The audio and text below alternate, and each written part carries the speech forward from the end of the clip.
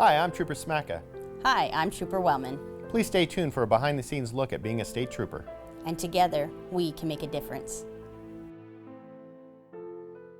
Here we are live at the 360 Vegas studios with Trooper Thayer.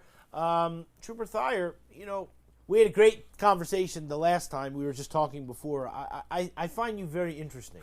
There's a certain TV show that they play where they have officers weekly on Friday and Saturday where they follow them. Oh, yeah. And in one of those places, it's Nye County. There he is. And so in Nye County, every once in a while, because they follow the sheriff there, Right. you'll see the troopers there.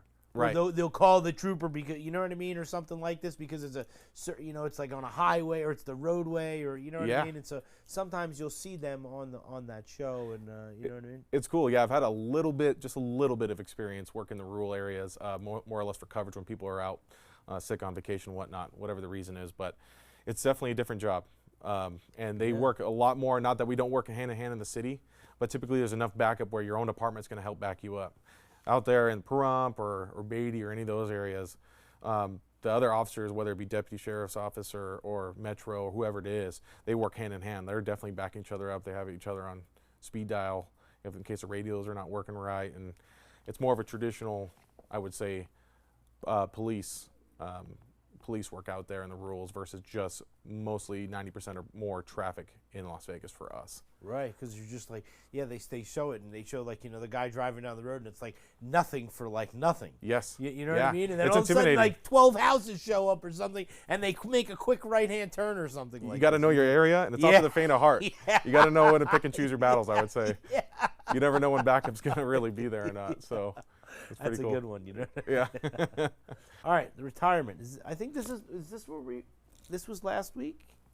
2 weeks Sergeant ago? Dice, I think it was last week, but it might be a Yeah, little this longer. is the one we were supposed to go to. Henry 4122, I will be 1042 lots. And thank all you dispatchers very much for all your years. Been there for me, it's a great deal.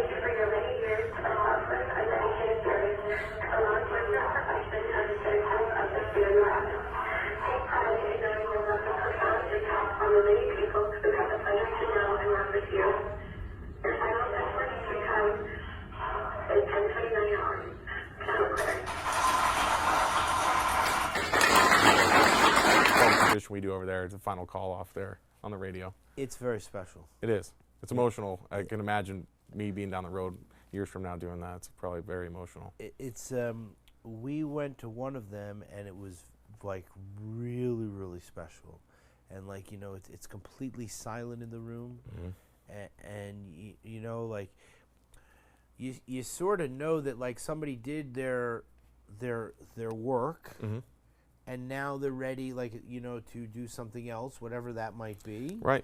And like I know, because I have a dear friend who is in this sort of position in the next couple of months, and so it's like somebody's been doing this for like 30 years, right? Not like, oh, I've been doing this for 20 minutes. Yeah, it's a long time. And then all of a sudden you go from like, you're the most important thing because, you know, whatever happens, to like, I'm going fishing tomorrow. Yeah, it's a huge speed change Like, boom, for your that's it. mind mentally. I can't imagine. Yeah, and so like I know from talking to people that like I know a few guys that were in this, and they have then retired, and they've gone to do other things like, you know, hunting and fishing. You know what I mean? And Yeah. enjoying their whatever it is that they wanted to do in their life. Does that make sense? It does, yeah. And- And I hear time and time again from retirees, because I had one recently retire from the squad, and then just talking to people just my few short years here, and they said, have a plan and not necessarily have a plan to work but just have a plan, because this is such a mentally and physically engaged job, and you do that for 30 years or even 20 years. I mean, that's a long time. And then you have that mental speed change where it just stops, you know, his final off-duty time there, and stops right in its tracks, right? That's it. Like, and it's a huge thing. So I think it's very important for them to keep moving, do the fishing, do the hunting, whatever your passion is, or if you want to start another job or work on a side gig, they say just keep moving. Just keep moving. And you know, the thing is that one of the things that we don't talk so much about on the Trooper Talk, okay, but we do talk about the fact that we've had some of the troopers here who have had to use their weapons and take someone's life, and how they never come back from that. Yeah. And so this falls in line with the officer wellness, right, where, you know, someone could have had a tremendous career and never had to use their firearm, and, you know, it was all tremendous and great, but we also want that person to be here and not, you know, do something where they don't feel that they're as important and they are loved. Right. And so that's why we keep expressing that to anyone who retires, right? Exactly. Yeah, and I try to text my buddy that retired from this squad. You know, I should probably text him even more than I do, but just to check in on him. Say, hey, it's not over as far as the friendship goes. Still trying to stay in touch with you. We didn't forget about you. And God forbid, you know, if you have to use your firearm, that mental well-being is so important here. And I think the command does a good job of keeping people engaged, checking on people, even if it's maybe in our minds more of a minor incident, maybe not necessarily a weapon, but just a use of force or something like that. The command's pretty good about checking on you, making sure you're doing mentally okay. Because it could just change in the blink of an eye like that. Yeah, and that's I don't mean to cut off, but yeah, I mean, like, you go to 0 to 100 in like in literally like probably not even the blink of an eye. It's crazy, and I think I mentioned it real briefly last time we talked, but that's probably the most difficult job of being a state trooper or a police officer in general. It's the knowing when to turn that intensity on and turn it back off, because 99% of the time people might be a little argumentative or a little bit of pushback on why you stopped them or getting a ticket for being involved in a crash, whatever it may be. But it's knowing when to come back down and be calm, and even just like we're talking right now, and then when to turn that intensity up. And I think that's what's the most stressful, keeps you on your toes the most, because sometimes it's just very unassuming. You think it's routine, and I hate to use that word because you shouldn't treat anything routine, but we get in these habits of what we do, and just keeping that officer safety in mind, and knowing when to and what to look out for. Yeah, when I watched the shows, you know, with the live police officer, right? Like, all of a sudden the guy comes over and, you know, they pull him out of the car, and he's really friendly, and then all of a sudden, boom, like 1 second he turns around and he takes off, or he's got a knife in here, and who knows what's going, and like, you just never know. Like, and so like this guy was just having a simple conversation with you. Yeah, and I think he's got 2 pair of pants on, and has a gun in there. Like, who knows what's going on? And some criminal minds are very good at that, getting us off, making us a little bit comfortable, if you will. And you just got to be careful. And I think we've all been in that situation where we second guess, and that 20/20 hindsight, thinking back, like, oh, I could have done, should have done, but just got to be as safe as you can. Yeah. And just be consistent and have their safety and your safety in mind the whole time. Yeah. And so we appreciate him. We appreciate his service. Yeah, congrats to Sergeant you know Dice. What I mean? That's awesome. Congratulations. We hope that he's here forever and that he enjoys whatever the next venture that he wants to do is. Exactly. You know what I mean? Wish him Breaks well. my heart that I wasn't there, though. Yeah, same for me. Yeah. Lieutenant. Mike Diamond. Oh, Lieutenant Diamond. Strong support of the IPOF forever. Definitely. You know what I'm saying? And so, really just any time that I ever went to the IPOF meeting, before he was the lieutenant, he always treated me, like before we did the trooper talk and all that stuff, he always treated me nice. Yes. Always came over, always shook my hand, always said hello. You know what I mean? Like super nice guy. Just a genuine, just a nice guy. You know what I mean? Yeah. I had the pleasure of working for him as my lieutenant when they rotate through. He was over motors for a little bit when I first came on. And so we got to know each other a little bit on a more of a personal level. Very even-keeled guy. Yeah. Very nice guy. Very, very nice guy. Let's see what's going on here.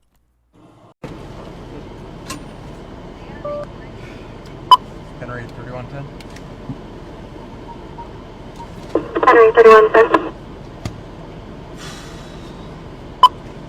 Henry 3110. Final 42. Thank you to everyone. Civilian dispatch. Brothers and sisters throughout the state. Those that fell and gave the ultimate sacrifice. Everybody stay safe.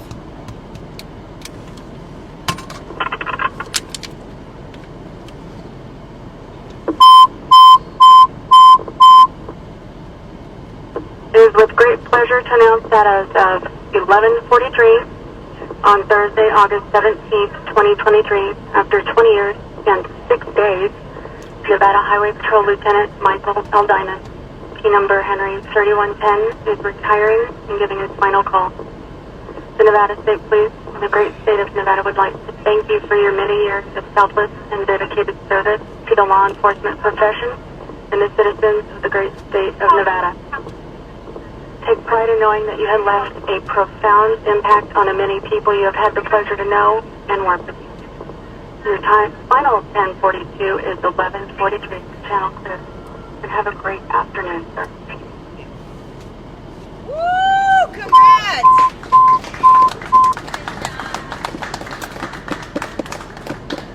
Very cool. You can see those emotions I was talking about. I don't know what it's like to be in those shoes yet, but So, I have the very unique pleasure of knowing a lot of people that are in law enforcement on a personal level.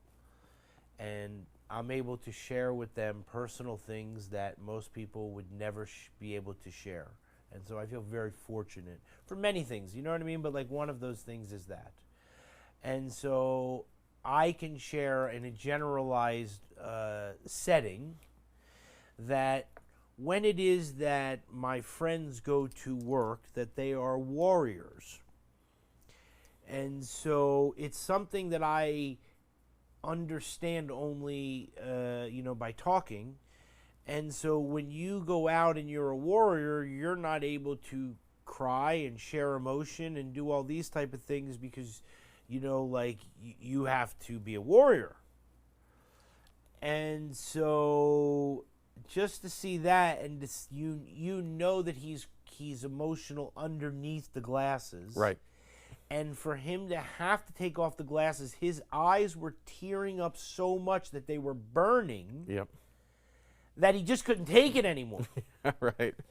But knowing him on a personal level, and knowing how dedicated and it's cool. It's cool. It's not in a disrespectful way. No. Right? No, it's good to be in that emotional, vulnerable side, I think, in a safe spot like that, back at the Southern Command or wherever that was. But, it's a culmination of a lot of years, a lot of memories, I'm sure, just like hitting them all at once. Yeah. Like I said, I don't know what it's like to be in those shoes. I look forward to those emotions when the time's right for me one day. But congrats to him. I think it's a lot of true leadership with Lieutenant Diamond.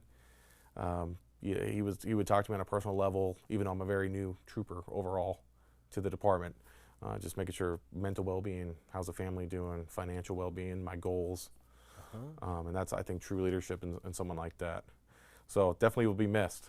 Definitely will be missed. Hopefully to stay in touch with him on a Like, personal level, not right? a work level. Fantastic, and just just a super genuine guy. Exactly. You know what I mean? Like just I agree. just the most respect for him. All right, a lot of retiring things going on. I know, You know there's what a I'm lot of saying? movement at NHP, so put your apps in. Right? Exactly. Tell her, put your Put apps your in apps right in now. Right? You as know soon what I'm saying? That's a good one. From August 7th to the 31st, there will be out enforcing traffic laws with a focus on pedestrian safety.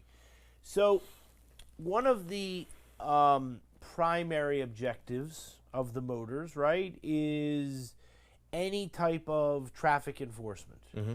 And so you sort of touched on that before, that there's certain areas, but where however it's decided, we're going to go to this place today because we've never been there before, and we're just going to see how it goes. Exactly. Yeah, and it could be complaint based. I think I mentioned to you before, we do the Southern Nevada Traffic Task Force once a month, where we get together with other agencies and their traffic, their motors bureaus, and go to these. For example, Clark County School District will ask us to come out and work a certain amount of school zones, whether it be complaint-based or just trying to rotate us through and show presence and enforcement, getting the kids safely to and from, their parents safely to and from. It's really cool. It kind of breaks it up for us because we're used to hitting that beat on the highway. And it might be cool to another agency that doesn't necessarily work that section of town, like Henderson, for example, will come out. It will work North Las Vegas and Metro's jurisdictions, and it kind of breaks all that up for us and changes the pace a little bit. So Mike Diamond, Mike Campbell, who when he was on here, he's a dear friend. Yes. And he just got promoted he went from sergeant to acting lieutenant. Just found that out last week when we did that traffic task force, so congrats. And so, it takes real dedication. Yeah. You know what I mean? And so, like, what we found is the fact that when you do certain things, you really need to have it in your heart of, why you're doing what you're doing. Exactly. You know what I mean? Exactly. So, why do you do the motorcycle? For me, it's not only the joy, that's a personal level. I love riding motorcycles. I was very fortunate growing up riding motorcycles. But for me, taking that traffic enforcement to the next step, like I mentioned before, we can get into spots and really make a difference. And we can statistically see that we hit a beat in the beginning of the week, and we might have a lot of crashes and like these just reckless drivers or a lot of high speed. By the end of the week, our goal is to make it where we have no crashes. That's the ultimate goal. And sometimes we could succeed at that. Maybe a little luck on our side, but just showing a lot of proactive traffic enforcement and heavy enforcement out there really does make a difference, especially for example, school zones. Slowing drivers down, making sure they stop at the crosswalks, stop for the red lights on the buses. And for me, it's a passion because I think driving affects us all. So if I could be on a targeted enforcement unit and enjoy riding as a bonus, that's like the best of both worlds right there. You ride a motorcycle personally? I used to own dirt bikes and a sport bike for a little bit when I was a little younger, but still get to borrow family members' bikes if they have an extra Harley laying around or something. But like when you're not working, you don't travel on the motorcycle? Not currently, no. Yeah. My kiddos are a little young and Yeah. they're taking all the money for now. But my goal is to get maybe a Beamer one day. We'll see. Yeah. It's fantastic. Thanks. Yeah, it is. I enjoy the top off. So I enjoy the openness. I still don't think I could ever I rode one mini bike when I was growing up, and all I remember is I was driving towards a tree, and where you were supposed to hit the brakes because it was like on the left-hand side or whatever it was, I floored it. And I ran right into the tree and fell over, and that was the last time I ever rode a motorcycle. The target fixation, right? We're looking where we want to go. Yeah. You look at that tree, and bam, there it is. Right there, you know what I'm saying? So, although we're 11% down, 209 shoes are not filled with people anymore. Very sad. Doesn't matter ethnicity. Nope. Doesn't matter religion. Nope. Doesn't matter anything other than the fact that a person, which could be a child, a man, a woman, whatever, is not on the planet anymore. Correct. And so some of these things, maybe are medical or whatever, but, we go to a large majority of these are the fact that the speeding and impairment are what is driving these numbers up. Correct. Even though they're at 11% decrease, which is fantastic. Yeah, we'll take any improvement. You know what I'm saying? But sure. It's still 209 people. It's still a lot. And like I said, we'll take any improvement, but it's unfortunate. There's a lot of opportunity. I would say it's so much opportunity to get a sober ride home. I mean, it doesn't just have to be a friend or family member, right? There's so many ride shares out there that reduce the cost of a taxi. And not that that should be an excuse in the first place, because the cost of taking a taxi is so much lower than, let alone taking someone's life, let alone the legal costs you're going to go through and the booking process and all that stuff. There's so much opportunity. So it's sad that impairment's up. And I'll tell you, working DUI grants, it's not very difficult most nights to come across one, whether it be alcohol, drug impairment, prescription medication impairment, all three combination. It just depends. And then the speeding thing itself, I think what we have a huge issue with in Nevada, and this is a personal opinion, but we are very fortunate to have our roadways. If you ever travel to the East Coast or anything like that, our roads are very nice. They're new. Most of the public out here has opportunity to drive or own a vehicle, lease a vehicle, whatever. And so we take for granted going from A to B. Maybe you got away with speeding over and over and over and over again and never got cited or stopped or even talked to you about it. But it just takes that one change, the one change in your routine, for a car to be stalled out without its lights on in the lane, for someone to make a lane change in front of you, for a crash to be ahead and it slowly stops like that cement truck being rolled over and you come around the curve and there it is. And that speed doesn't allow you enough time to slow down. We could tell the public that over and over and over again. But the speeds are just up all the time. Depending on where we're at, it could be really egregious. It's not uncommon for us to get 100-mile-an-hour stops, 100-plus-mile-an-hour stops on a day like today, normal flow of traffic during daylight working hours when moms and dads, kids are going to and from. It's just unfortunate. And we try, especially on the bikes, we try to look for those really high speeds to take them out of the play, if you will, at that moment and cite them or whatever we have to do. But yeah, it's unfortunate. I think people just take the driving itself for granted, getting away with that constant speeding and just kind of like, oh, it's not a big deal. I've gotten tickets before, it's not a big deal.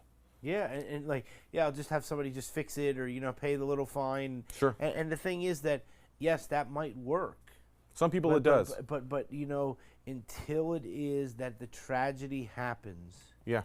And there's no way to revert back. No, and especially with younger guys, and girls, that we see them, I don't know if it's just influence or social media or whatever it is, but driving extremely reckless and having really no history. Maybe it's the first time law enforcement's come in contact with them when we get them out there, but you're talking about 105, 108, 111 on 215, not even at nighttime. Not that it's okay to do that at nighttime, but when the traffic is flowing at a moderate level, people are commuting to and from work or school, and it's just unfortunate. So we do our best we can to try to slow it down, try to stop it, but I think it's always going to be an issue just with the amount of cars on the road and just taking for granted the ability for us to go to and from in a car out here.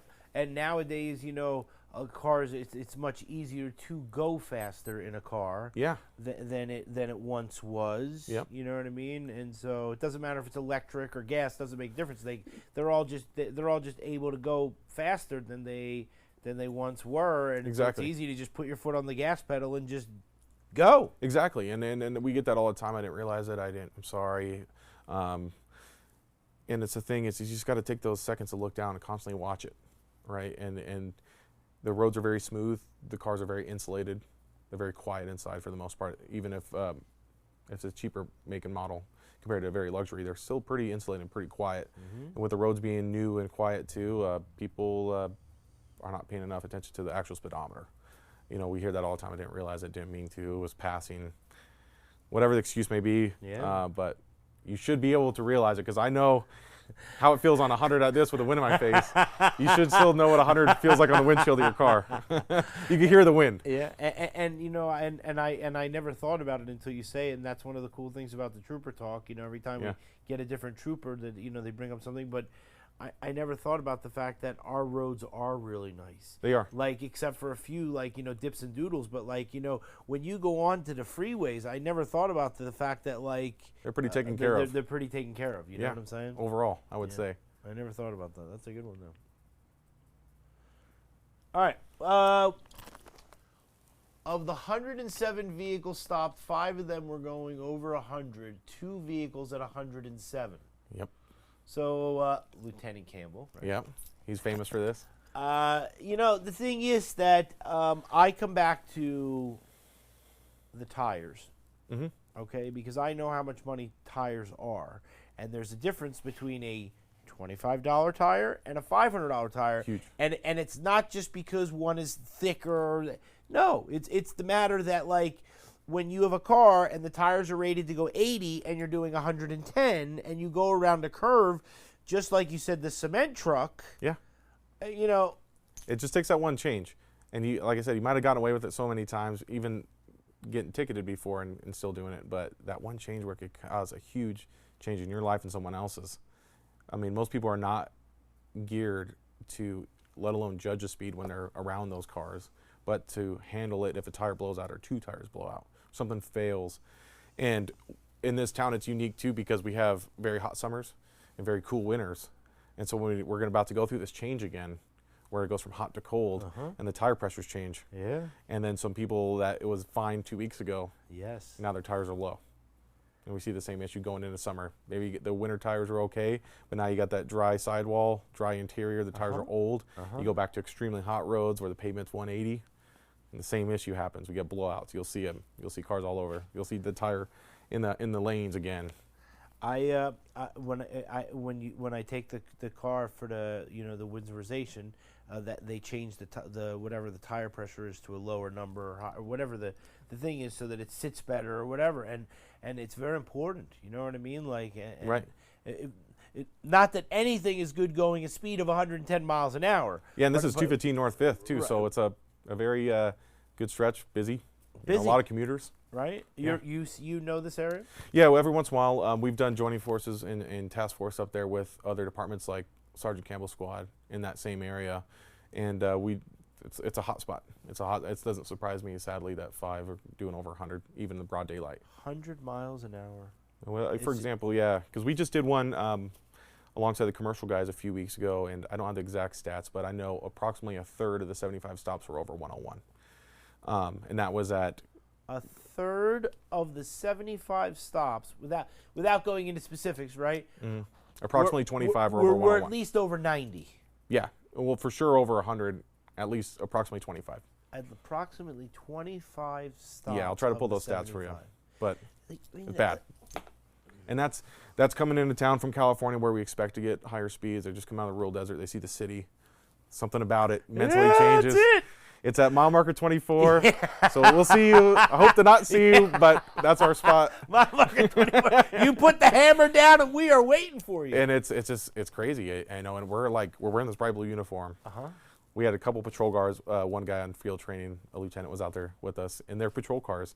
We're sitting in the median, plain as day, lined up, and they just keep coming at you. And the thing is that not everybody, but some people, when they get they get pulled over, right? You're entrapping me. I didn't know you were there. You were hiding behind a tree or this or that. You know what I mean? So like, Yeah, we get that too. When you're there, you're there. You know what I mean? Like you're saying, like in full display. Yeah, there's and nothing you hiding. decide that like you want to go blowing past me. What else can you say? There's not much. I mean, most people know. I think they know. We don't get a huge amount of pushback on these triple digits because they're just like nervous about what's going to happen. How big is this ticket? they're going to jail. Like, not that they are, but like It could.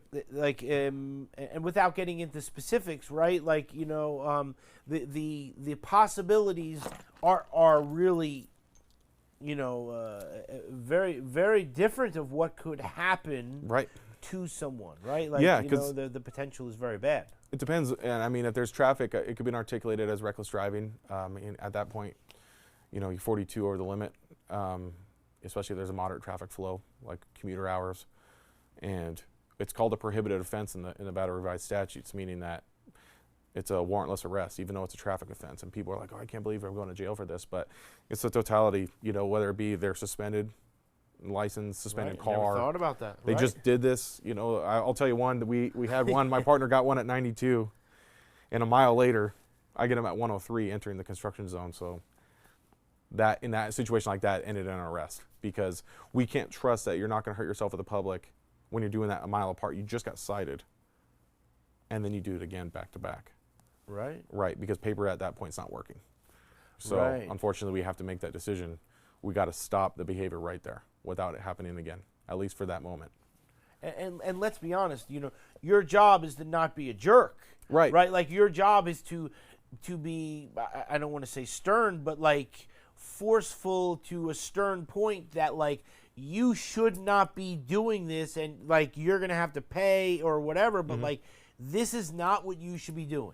No, and you got to think about all the other people around you. I think every whether it be COVID or whatever, we got more even narrow-minded as a populace to just worry about me. Where Yeah. am I going? What Right. I'm doing? And that person in that example is like, I'm just really late and I got stopped. Now I'm even later. Well, you can't do that. And it's firm and fair. I'll tell people over and over again at the end of my stuff, this is not personal. When they get upset, you're one of hundreds for the year, not over 1,000 already at this point. It's just you can't It's do business, right? you I can't do mean- what you're doing. Right. Period. And I think a lot of the public is on your side about that because the public in general is not doing 107. Not in general. It's a very small fraction of them. Right. So And I think that's the difference. Like, if you're out busting people because the speed limit is 65 and they're doing 68 miles an hour, and We're not you're doing like, the right thing. you know what I mean? Then people can, but like, this isn't the case here. Like No, you it's just very- said, it's- and, it's like, egregious. It's Yeah. egregious. it's egregious. I agree with that. We love the 0 fatalities. Reckless and impaired driving kills hundreds of people on Nevada road race every year. We talk about, obviously, the marijuana, right? Mm-hmm. We talk about the alcohol. We talk about the prescription drugs. We talk about the illegal drugs that are just illegal that people could be on, Yep. right? And then you add the emotions in there that sometimes, somebody's fighting with a spouse, and all of a sudden, you get behind the wheel, and it's not a very good thing. And No. so when you get behind the wheel, you have an inherent responsibility for other motorists on the road. Exactly. It's not just about you out there. It's a public highway, and there's other people, and whether it could even be a parking lot, it has access to the public. Other people are there, and that's what I want to hit home is that you got to think about other people, whether or not you know them. I mean, you want someone doing that to you. Right. So It's very important. You It know is. what I'm saying? yeah, it is. You back is too dang high. At BAC, so look at What is it? .260, 0.260. over 3 times. 3 times the legal limit. So, I mean, listen, I don't drink. You know what I'm saying? And so I don't do any of these type of things, so I wouldn't know what it is. All I know is that I watch those people, they put on those drunk glasses on TV shows, right? The drunk goggles, Yeah. and you know what I mean? And these type of things, and It's I don't know. I mean, I was working too hard and lifting boxes this morning, and my head was already dizzy. You know, Right, I mean, right. I couldn't imagine going and just sitting there and just, and not in a disrespectful way. Like, listen, people can blow off steam anytime, any way that they want recreationally. right. As long as they're not hurting anybody, do what you want. You know what I mean? I know friends and this and that that's what they do, and more power to them. They sit in their house, they sit in their apartment, and Don't go anywhere. right. Exactly. I mean, you got to be responsible. That's what they always say. Be responsible. At a .260, obviously not responsible. Plus, at that point, you should know. I mean, these are the DUIs that stick out to us like a sore thumb. Those are the classic, if you will, classic DUI movements. The failed to maintain lane, inconsistent speeds, driving really slow, really fast. Obviously, nowhere near the legal limit. So, Yeah. those are the ones that it's like the fish in the barrel for the Right. DUI. And you're like, enforcement. sir, like, what is it that you're doing right now? You know what I'm saying? Like, it just doesn't make sense. Yep, not being good. That's for sure. Not being good. You know what I'm saying? Bad choices. You know what that means, Trooper Thayer? End of the trooper talk. That's it. That's it. What do you think of that, huh? Pretty cool. I dig it. All right, so before we leave for today, just do me one favor. Look into the camera here. Tell everybody, if they want to work with you or, anything like that, where do they go? And then we'll go from there. Yeah, if you want to take a part in this job, whether it be in the cars, commercial, or on the bikes, Nevada State Police, DPS Careers, Google it if you can't find the website, and apply with us. Don't hesitate. If you've thought about it, come out, do a ride along, see if you like it, and if you do, we're hiring. We're hiring like crazy. As you see, the retirements are here. There's a lot of movement in our department, so a lot of fun to be had.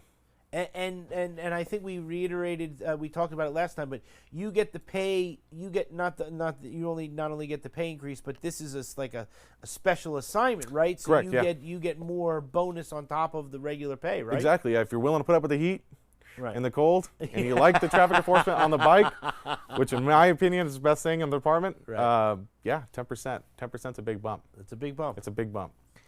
Trooper Thayer, thank you so much. Thanks, okay? Neil. Appreciate you All right, having me. we'll look right here and we'll just wave and say thank you. Thanks, everyone.